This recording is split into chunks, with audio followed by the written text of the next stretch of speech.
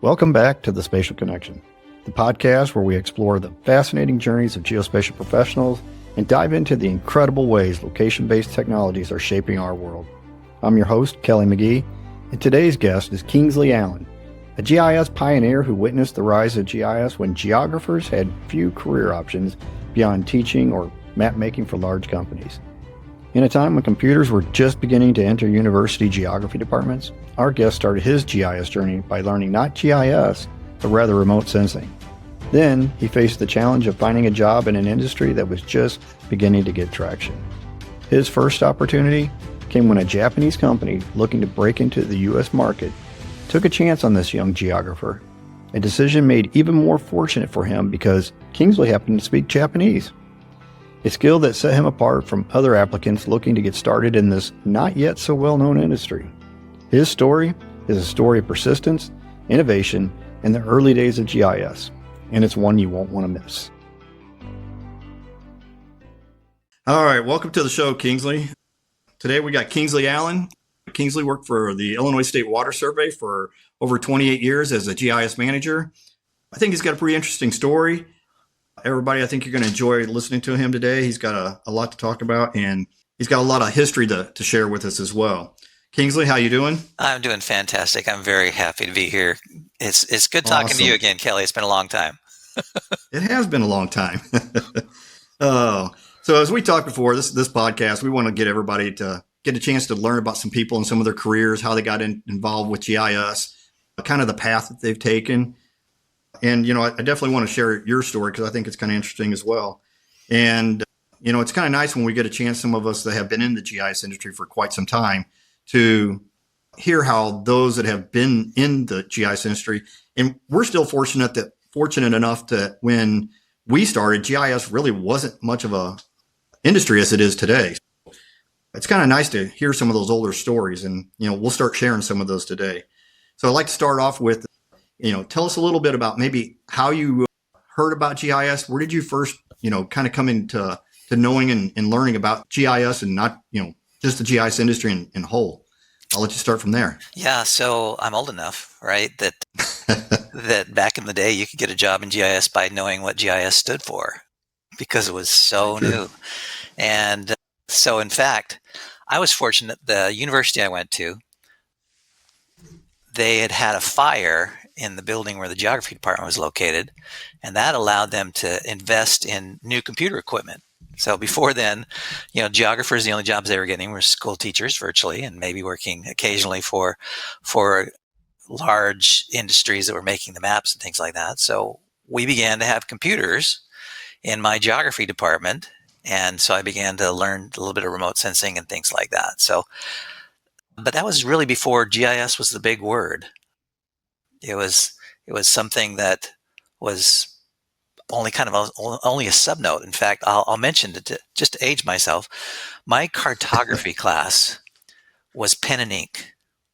Literally, we had a pen set that you'd work on vellum, and you learn a lot because here you're making map projections without a computer. So you're drawing the different shape of the grid, and you're trying to literally yourself hand draw in the shapes of the continents in this new projection. So that was my cartography class. But fortunately for me, if I can continue on, Kelly, please. Fortunately for me, I was interested in exploring. And so on my campus, walking to the building where geography was, I would sometimes from the parking lot walk through other buildings. And I was walking through one of the science buildings, probably the physics building. And I saw advertised on one of their bulletin boards this student opportunity for, they called them science and engineering research semesters. So it's basically an internship. And it wasn't in the geography building, it was in the physics building. And so I thought, that's curious. And so I applied for it. And lo and behold, to the surprise of my geography professors, I was awarded this internship at the Pacific Northwest Laboratories, which is a Department of Energy site up in the eastern part of the state of Washington. And when I went there, that was where I first got my chance to use GIS. They sent me to a week-long training course using a public domain GIS called GRASS. And once I had my training, then for the rest of my internship, I was able to just use that software on. In those days, the computers were really big. These were $100,000 machines. It was a mass comp, and the operating systems were only Unix in those days. And so it was just a delight being able to on this black monitor draw colored lines that you could add different layers through all command lines. So that was my first experience with GIS. I really didn't actually get it in college. The courses I was getting in college were remote sensing, so we were using like ERDAS and the predecessors to that in my geography classes. So that's kind of how it started. It was new enough industry that again it surprised my professors that it was big enough that somebody else would teach it to me. And it's interesting when you say using the command line to make maps. Unfortunately, people don't enjoy the whole GUI as much as we probably do nowadays. It was the old I days. had a lot of command line. It Yeah. was the old days. And it probably had like 20 megabytes on that big computer that you had for memory. It did. And in those days, the way that you didn't really have any good help screens either. You knew somebody was a good power GIS user when you walked past their desk and they had 5 manuals open. They would just be spread out on their desk. They'd be open. They were ring bindered, so you could be right at the page because you had to go from command to command trying to figure out. You'd have to learn the whole host of possibilities of commands before you could begin to use them, and that was your reference there. Yes. There was no 2 windows. Your screen did kind of one thing. It did its GIS, and you didn't have a separate window for help. So That is very true. Boy, that's some memories there. yeah. So you learn a little bit about GIS there. So where'd you go from there? Well, from there, I finished my geography degree, came back to it, and from there I sent out resumes trying to get a job, and I used one of the professional journals trying to figure out who I could get a job from. It was new enough that municipalities really weren't using GIS that much anymore. This was back in 1988. And so you're looking at the professional journal. It was the Journal of Photogrammetric Engineering and Remote Sensing. And I sent out to everybody who was I think there's a list of sustaining sponsors of that organization or members or something like that. Sent out 78 resumes. They were all in the back of they're all in the back, exactly right, in the journal. 78 resumes, and none of them responded positively. None of it trickled in. Everybody ignored it, or the rejections trickled in, or the couple that did respond had already found a job by then. I actually got my first job because of a connection that my professor had. He had been to a conference. He had met some people at that conference, and they were able to hire me on. And that's how I got my first job, was through that connection. I didn't get it through being able to find it. Now, remember, hey, that's still a good way. There was no internet then. Let's take it way back. There was no internet. There was no Monster Board. There was no GIS jobs. There was no internet. You had to get it through professional journals or advertisements or calling newspapers. It was just super hard, and GIS was so spread out that my first job had to take me all across the country. It took me from the from the Mountain West clear out to the East Coast. That's how far you had to go for GIS jobs. Wow. And that job was a company it was a Japanese company. I had actually, in my late teenage years, early 20s, I'd actually served as a missionary for the Church of Jesus Christ of Latter-day Saints to Japan. So I had this language skills. So that's what helped me get the job when my professor found this Japanese company was trying to break into the US market. And so they just kind of hired me on. And so I moved into New Jersey working for this company, and then that's the first time I began using ESRI software. It was ArcInfo then. It was still, black screen, learning all the commands.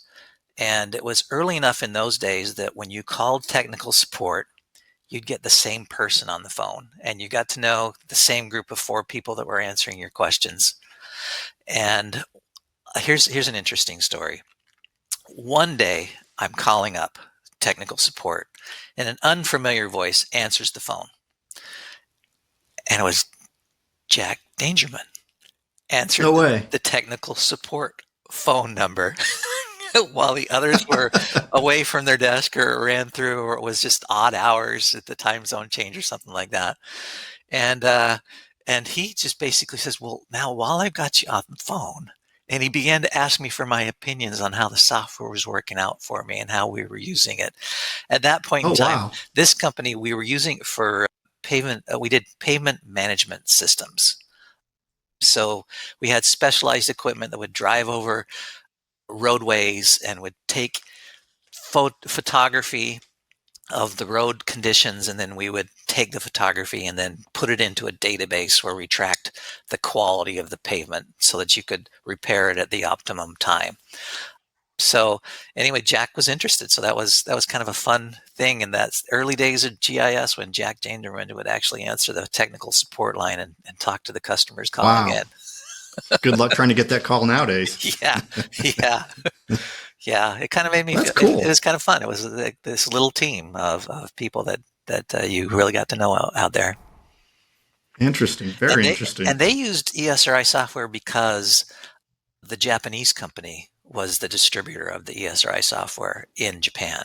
And so that's why Oh, they had wow. this connection with ESRI. And so that was a really good opportunity for me. Yeah. Especially when you get to talk to Jack Dangerman. Yeah. Do you want to insert a question, or want me to go to the next job? No, I mean, I think that's pretty interesting. I don't know if I can add to that one. Yeah. So now you got a little bit of ARC info, doing some ARC ed, I'm sure, and some ARC plot for those that actually remember those days. Yeah. And it was GIS back then was a little bit different on using, because you really had to think out about how this was all going to work. And so you're using GIS for a little bit, and I guess then what kind of did opportunities come up, or what made you kind of, I guess, move to the next step of your career? So the next step in my career was, because we'd grown up in the Mountain West, my wife and I, we kind of got homesick after a while.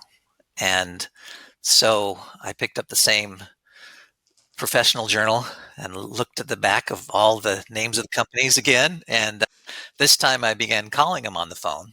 And having a year and a half of GIS under my belt, calling them on the phone, and they would talk to me. They were enthused to speak to me. In fact, they flew me out within 2 weeks and interviewed me and hired me within 2 weeks.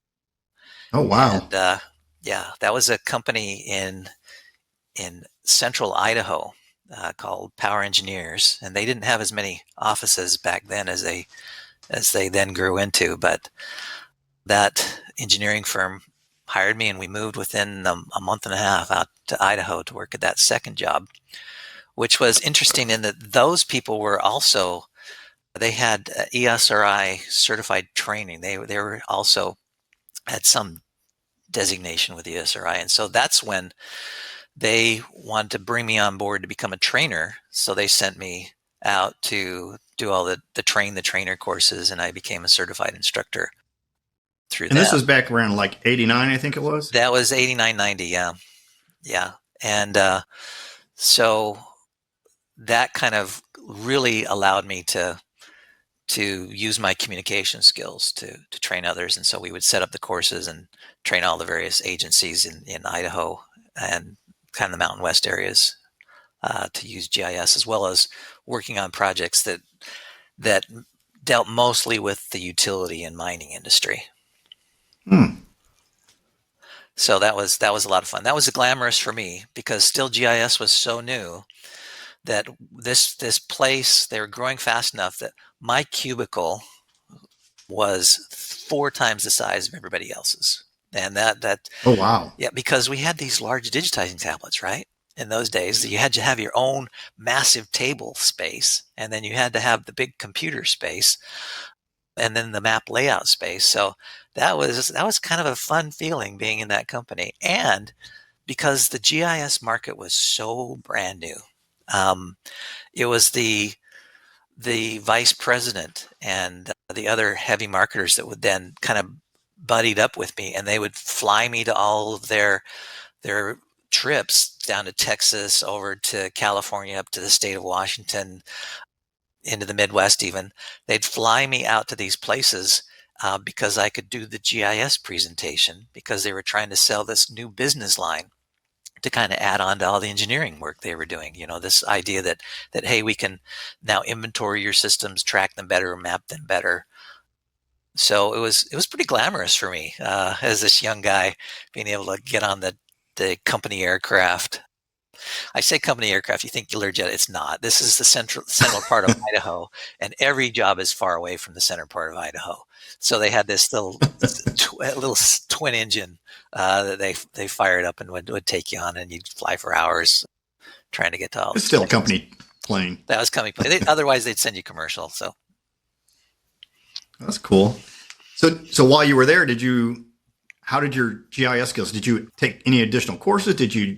Were you kind of just learning as you were going along? Was it kind of like up to you to learn any new skills? It was really, at that point in time, you could, again, you'd have the manuals all open, and you just kind of comb through reading the manuals. And I was supposed to begin to program. We were trying to make our own little system using a programming language called Avenue. AML. So you were doing ArcView then? Yeah. ArcView just barely come out, but ArcView was just barely moving on. And I don't think ArcView, no, excuse me, it was PC ArcInfo that had just barely launched. PC ArcInfo, not. And so use that programming language, which was, maybe Avenue, maybe AML. It was SML, I think. It was SML. That's it. Thank you.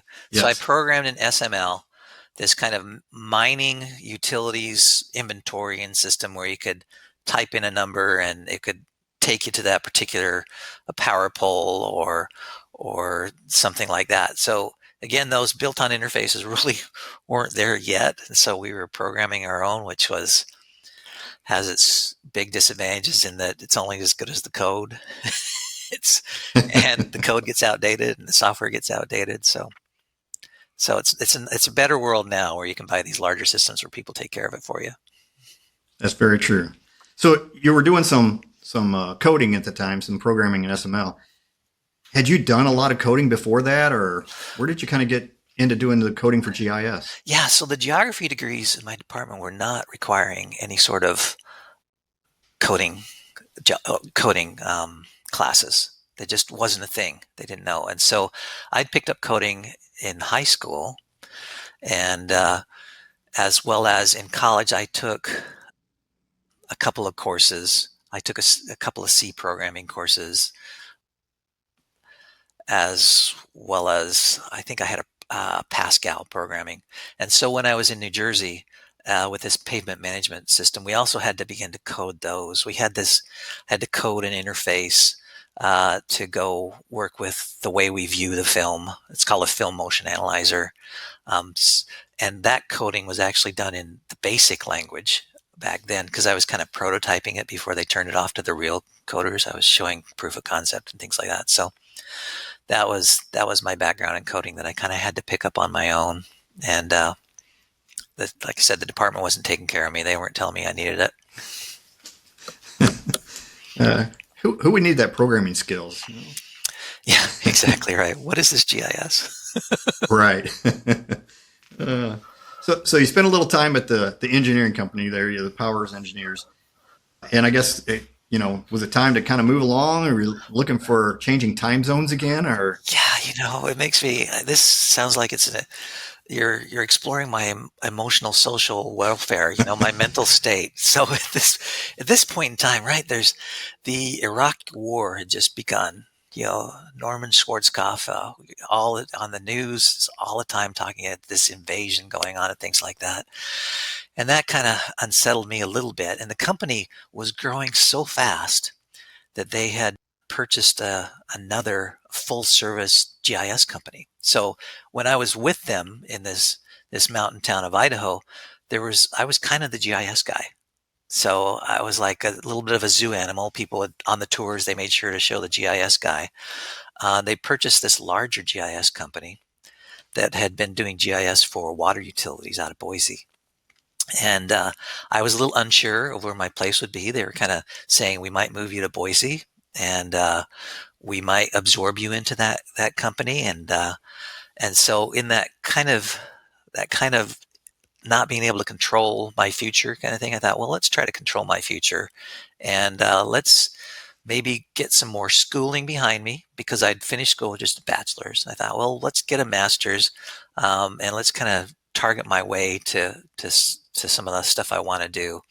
And so I actually quit that job, filled with my own self-importance, and moved down to be close to family. And long story short, that was a period of unemployment or underemployment for about a year and a half, because I went to those municipalities who began to use GIS, and they weren't hiring because they'd already got their GIS people, and trying to get into the university program. I tried to get a computer science program. I tried to add that on, but with a bachelor's in geography, they didn't really think I had the skill set to handle a CS degree as a master's program. So they weren't letting me in. And so after that period of underemployment, I was rescued by landing the job at the Illinois State Water Survey at the University of Illinois in Illinois. And I got that job looking at the back advertisements of the Journal of Photogrammetric Engineering and Remote Sensing, because there was no internet yet. And so that's how I got my job. And they flew me out to Illinois, and I spent 28 years loving that place. So about what time frame did you get out there to the water survey? I hired at the water survey in March of 93, just in time for the floods of 93. The Great Mississippi River Interesting flood. time. Yeah, interesting time. Yes. Yeah. And so that was a great transition for me. I felt like I'd died and gone to GIS heaven when I arrived at the water survey, because with the consultants that we were working for, the engineering firm and such, GIS was so new that nobody had data yet. You couldn't get online to a data storage and say, give me all the cemeteries, give me all the roads. You couldn't do that.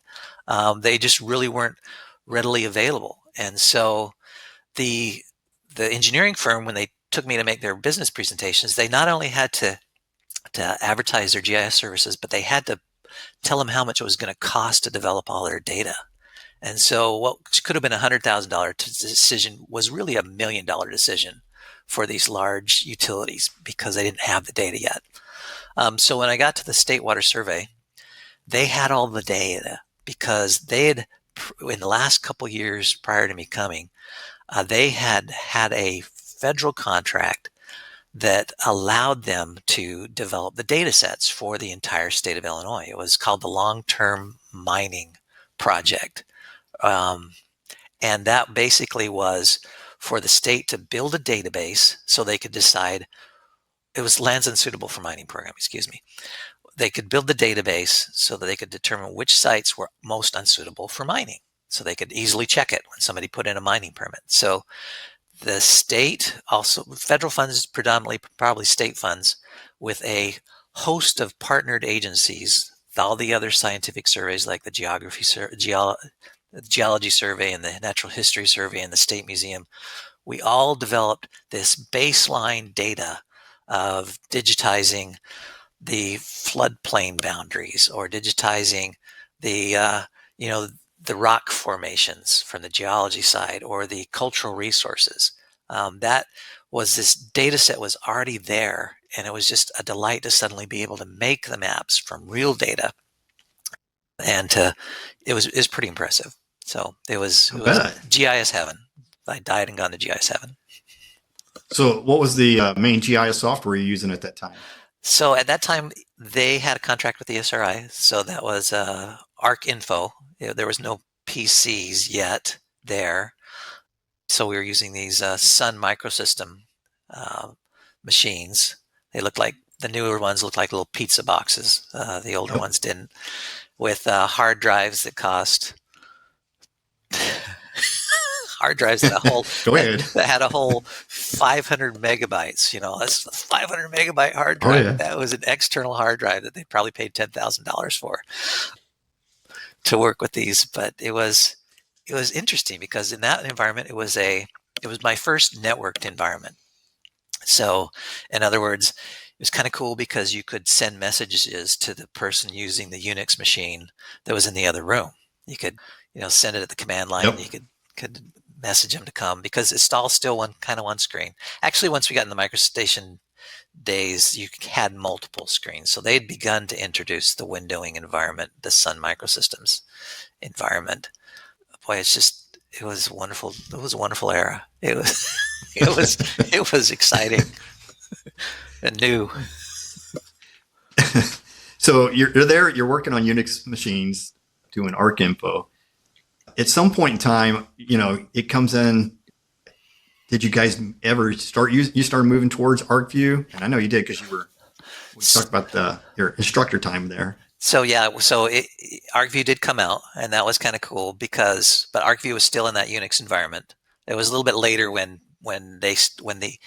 Arc Info finally migrated to the NT environment, which is the Windows NT, yeah, the Windows NT.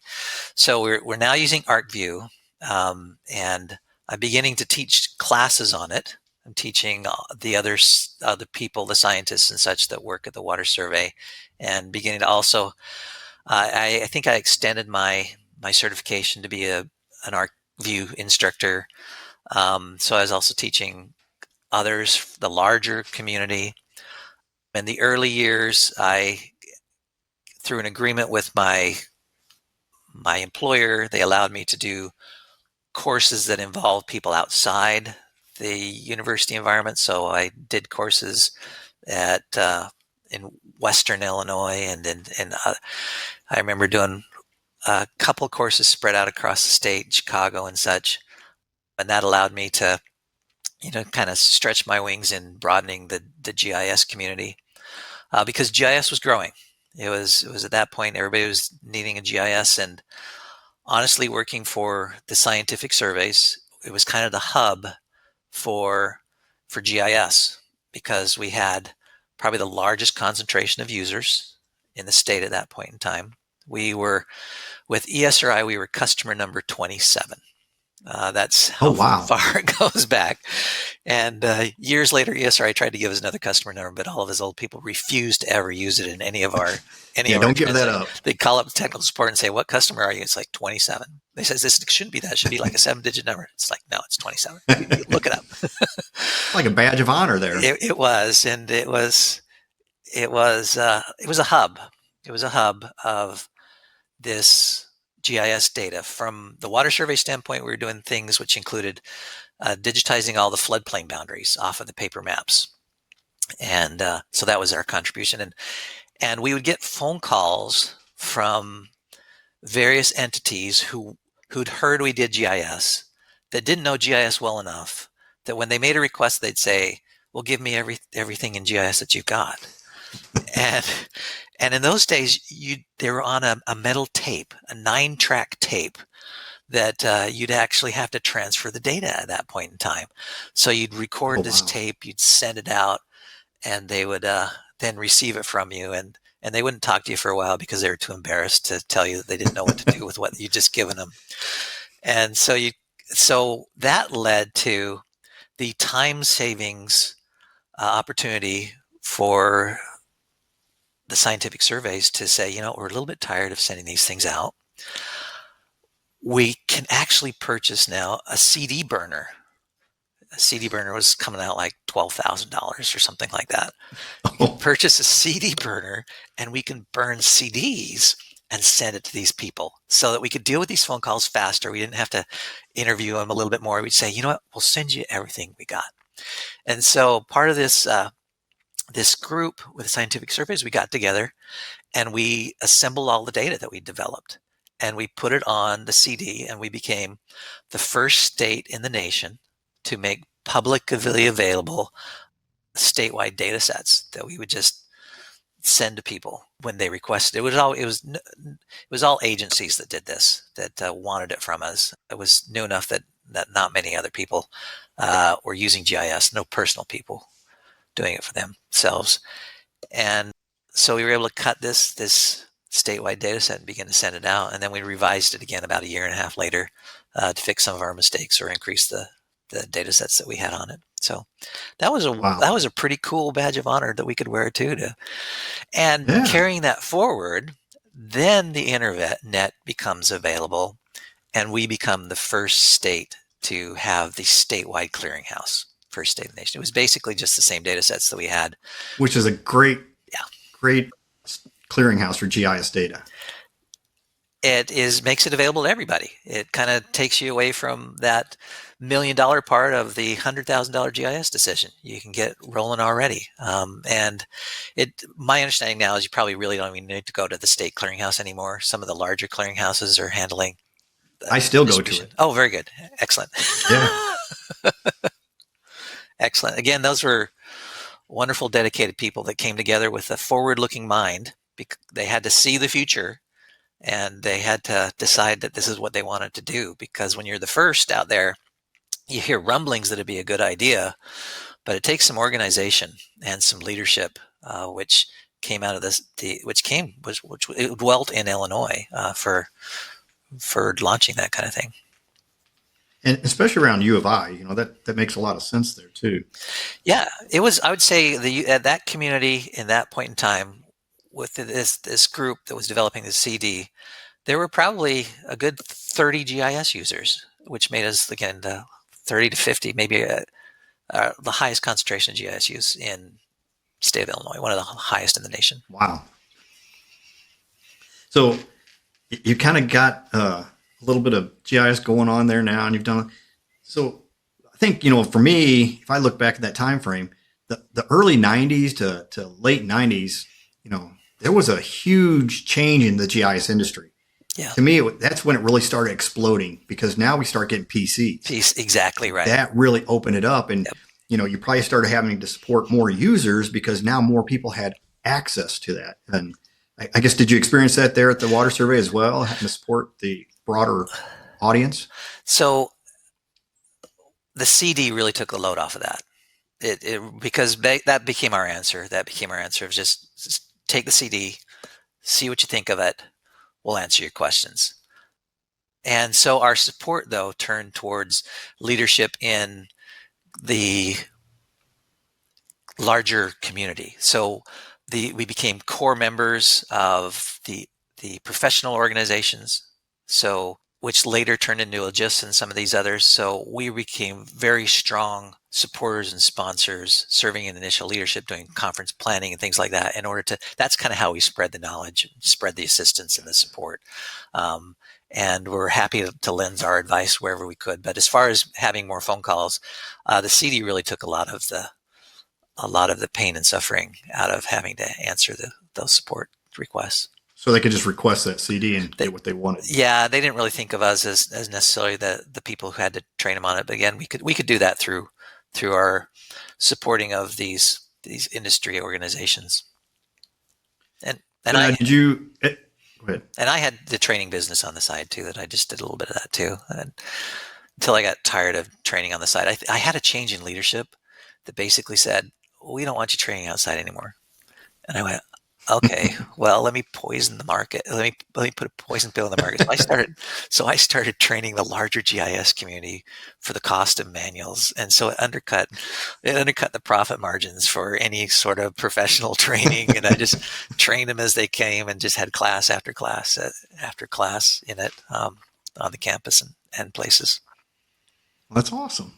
Yeah. So I'm assuming you enjoyed that training piece. I did. I enjoyed that training piece. Later on, I could teach courses at the university. I taught in their online master's program for natural resources. I taught the intro and advanced GIS courses, but that was just in the last 5 years of my career there. So the last 7 years I've been teaching there. But yeah, I did enjoy that. That's where you get to still see the magic, because people are kind of opening their eyes to like, whoa, the software can do that. And it allows you to bridge into them, because some people are kind of outsiders to it. Like, I just need to understand it. I don't need it as a tool. But once they get into it, there's some enthusiasm for drawing a map, for being able to.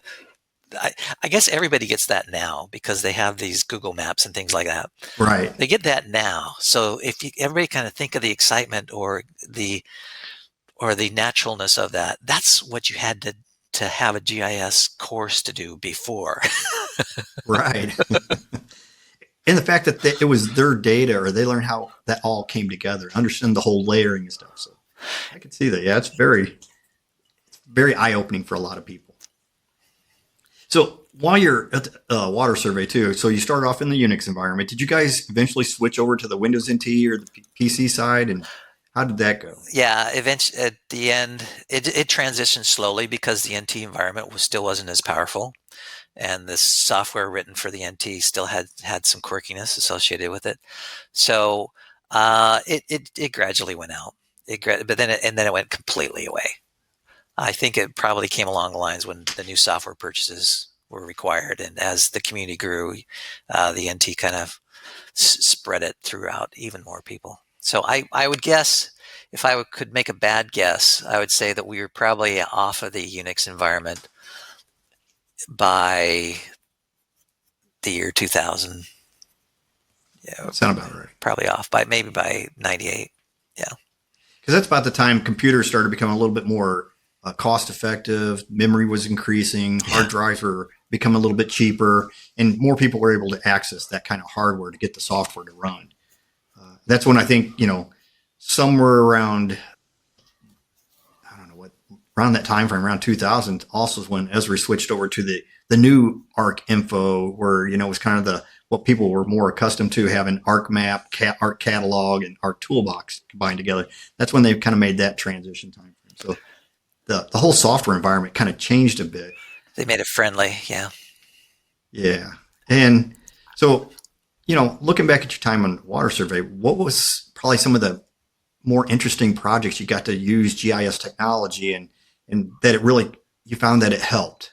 As you know, being an old guy, we speak with excitement and enthusiasm about people nowadays who say, really? We do that naturally now. We do that easily now.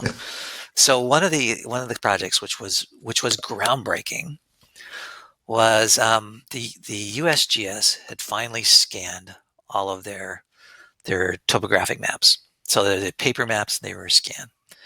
And the computer systems were now beginning to allow you to display something in the background. You can now make these a map. Are the DRGs. The DRGs, yeah. Digital raster graphics. You could actually display them in the background of your maps. You couldn't do that initially. It was all lines, points, polygons. You plotted things out on a pen plotter. There was no sort of nice photographic background that was happening in these things. So these started coming out. Well, the USGS's release of these was not completely there. They left all the borders on all of the DRGs. So that didn't make them useful to display next to each other. So that's the value of GIS. Stitching, we got these collars overlapping. Yeah, the collars. So before they had done it, we said, you know what, this is going to be a useful product for us to display in the background. So we undertook the project to snip all of them.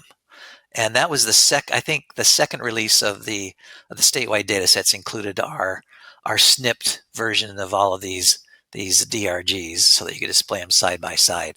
And what we did with this is we took the floodplain maps that we had digitized before the paper maps. FEMA wasn't doing it yet. We were the ones who did it. And we could display on top of these DRGs. So now you see a topographic map that actually shows your flood zone. That's a click of a button now, but that was a massive project undertaking that you knew the people who digitized these maps panel after panel after panel for years, and now you can display them together. And then on top of that, we had a project that was inventorying all the properties that had been flooded during the Great Mississippi River floods of '93.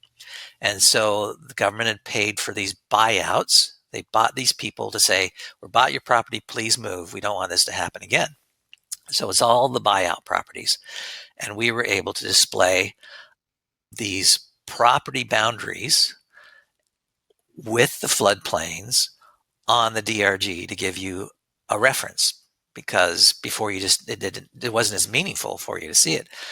And then to make that even more consumable, we took the extra step to turn it into an atlas, because even though you could do this in GIS, most of the people were not using GIS. So to give them a product that they could appreciate GIS, we made maps for all those individual communities with an overview map, with an index, and we bound it. And so it was, I don't know, 200 pages or something like that. We bound it, and then we could give that to them as their atlas of buyout properties. And that was exciting for me, one, because it was a pretty cool product, but two, it was the first one I got to run completely for myself. And so at the university, we had the opportunity to hire student labor.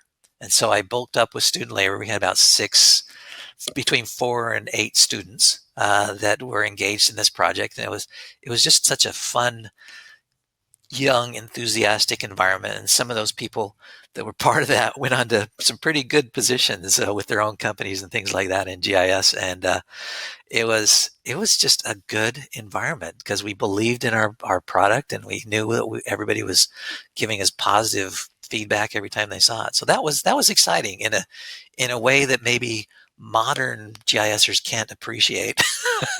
So. Oh, just the whole fact that you couldn't find GIS data back in the day, that's something that a lot of people don't get the same appreciation. And no, we didn't. It was a challenge back then. You couldn't see. Just think of the USGS quad maps. We didn't have any of those things really in GIS. You didn't see the contour lines. You didn't see the roadways really. You didn't see the property boundaries when they had them, or housing spots when you had them, hilltops. All those things are a background that make your maps more meaningful. And we had no background then until those came along. You'd have to digitize them yourself to put a house there or a mountainside. You had to digitize the mountain before that. Then the DRGs came. Then you could actually stick them back there. It was wonderful. So when you went to the water survey, did you start off as a GIS manager, or was that kind of a new role? Or? It was. I think GIS hotshot was kind of more of what it was. It was. I was the GIS. I had joined a group of GIS users. So there's about four of them, maybe 5, who were panel by panel digitizing the floodplain boundaries. So they had some redundant tasks that they knew how to use, and they were managed by an IT manager that had GIS training to do those kinds of things. But I was the first one who kind of came from the outside with a skill set that could elevate the view, that I could make customized maps of whether it be weather sites and the isopleth maps that go along with those. I was the first one that could begin doing those things. So I brought in a little bit higher end GIS just because my background was a little bit more autonomous and working for places that were trying to sell a product. So that was kind of what I was, the GIS hotshot. And I never became the GIS manager until 20 years ago, until until about 20 years ago, maybe. Yeah. And then you became officially the GIS manager, right? I did. But and that's usually through attrition, right? That's through other people leaving and somebody need to be identified for it. And through organizations do different things, like they decide they want a data coordinator, and whether that is supposed to be superior to GIS or the GIS is on top of it. And so we actually hired an outside guy to be kind of a coordinator before I became the coordinator. And his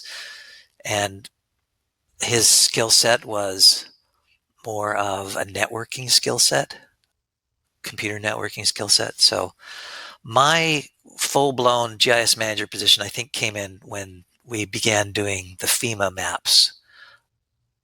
20 years ago, we started a project doing all the statewide maps for Illinois. The floodplains had been done before by us, but this time they were more engineering based, and we had skipped the incorporated areas. And so this time we were doing the incorporated areas, and they're supposed to be more engineering based. So for 20 years, this State Water Survey had this FEMA mapping project that they've been doing, and they still continue to do. So that's when, in earnest, I became a GIS manager. Awesome. And what kind of a shop? I mean, how many people was at the Illinois State Water Survey? Kind of like when you got there and kind of when you left? So when I got there, I'd say that, like I said, there was about 4 to 6 people that were doing GIS. When I left, just on that FEMA mapping project alone, there was 30 people that were Wow. probably, I'd say, that's combined with the engineers. So I'd Yeah. say of GIS people, there are probably 15 GIS people that were employed just by the water survey alone to do that project. With other projects, Wow. I'd probably put the whole group now of GIS people at that organization at maybe 25. And then they're part of the larger scientific survey community and then part of the larger University of Illinois community. So there's 1,000 people using GIS in the university environment. So when you had the proximity and a relationship with the U of I area there, finding new talent, did you find most of the students, were they primarily like geography students? Kind of what did you see there? I'm just a side note. This is interesting because we knew the larger GIS community and got to know some mentors and I guess cut the long story short, I was very much more impressed with Illinois State University's training of GIS people than the U of I. The U of I, that was an attitude. I found that ISU wanted to train them so they could hit the ground running. U of I was still in this conundrum of we teach the theory behind it, and we're not trying to teach you specific thought leader skills. approach. Yeah, they would only let their lab managers, help the students rather than the professors weren't really doing it so much in those early days. So, but there was talent coming out of these various places that we were hiring. U of I when we got a U of I student, we kind of trained him from scratch. Sometimes we would work through work study, which because it's like, I got a redundant task. I can train them to do this. They're going to be digitizing contour lines. I can train them. And I'll tell you some side benefits of doing the work study. The work study not only saved us money because they were getting federal grant so basically half their salary was paid by the federal government. The other half was paid by us. But the other benefit was diversity. I saw more diversity in ethnicities and racial diversity through work study than I saw through the geography department. So I was really touched when I had a couple of people that made careers out of it. They didn't have, they came to the university, they were studying something completely different, and this was their work study job. And they just found it was such a wonderful thing to work with in an open environment that they were able to join the community. So that was the benefit, was adding the diversity to the GIS environment through work study as opposed to the traditional channels of just geography department. So interesting side note. Wow. It is kind of interesting. So you got 30 people, you got 28 years doing a little GIS. You probably saw GIS change a lot over the years. What would you probably say was some of the more interesting changes from when you first started doing GIS, even if it was at the water survey, to kind of when you left the water survey? What kind of was the more significant changes that you saw in GIS? So the significant changes were the increase of base map data.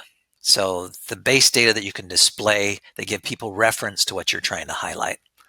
And so that included not only increasing number of data sets, but also the imagery came along. So now we could display imagery. We couldn't at first, but then we could begin to display imagery in the background of our maps. And so that is a basic fundamental change that makes maps more popular. The other thing that happens is with the internet. The internet now, that fueled GIS's development to where now everybody's got their own navigation in their palm. They got it in their cars. The internet was a thing that really, I think, moved that forward. We used to go to GIS conferences, like we would go to a conference in Peoria, the Clean Water Celebration. And I used to pack up my big Spark microsystem computer with this big monitor, and we'd haul it on a dolly, and we'd set it up a booth, and we'd have high school students come around, and we'd say, tell me where you live, what town, and we'd type it in where they live, and they would see this spot imagery come in the background. It's like, oh my goodness, that's over by my house. And then we would bring up the Census Bureau lines, right? They're probably called dime back then. We'd bring them up Oh yeah. of the blocks, and we basically say, is this your block? Says, yeah, that's my block. And then we do the extraordinary thing of actually clicking on one of those blocks, and we'd say, this shows how many people live on your block.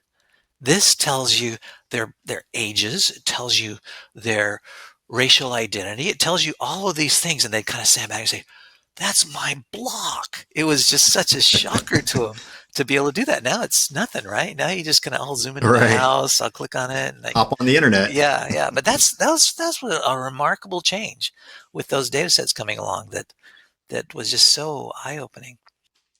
Some of the other changes that I saw along the way was business lines began to come aboard.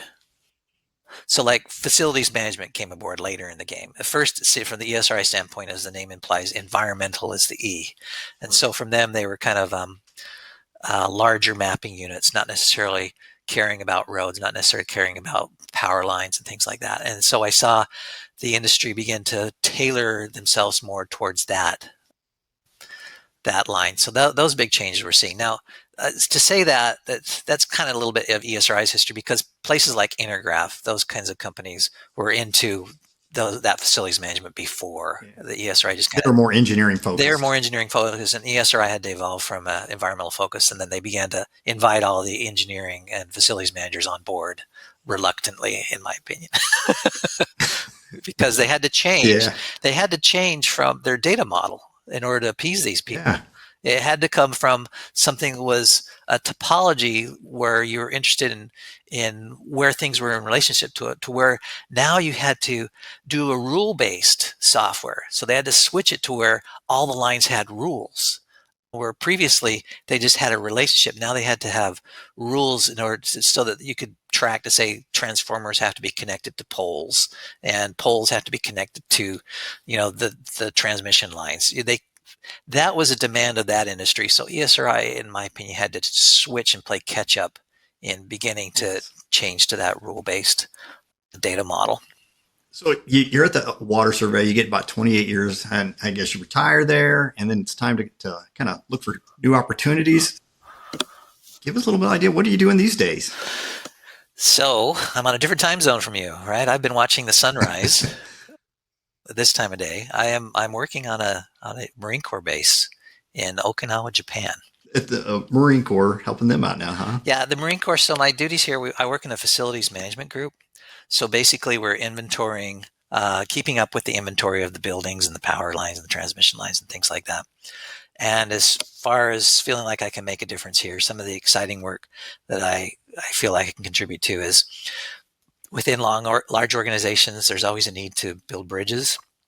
So one of the things that I feel good about is, with a small team here, we were able to build a functioning viewer, a map viewer for planning, which allows people to see where upcoming building projects are happening, and where they're going to need the space to lay down the materials, or when they're disposing of buildings and things like that. And that is very helpful for organizations who might be siloed to communicate with one another.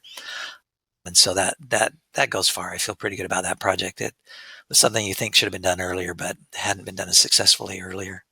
The reason why that's important is infrastructure always needs replaced. But in the case of the bases here in Japan, there's a couple things pushing it. One is our posture towards the enemies, which North Korea is the neighbor of Japan, and China is on our doorstep with Taiwan. I'm actually closer to Taiwan than I am to Tokyo, where we're at on this island.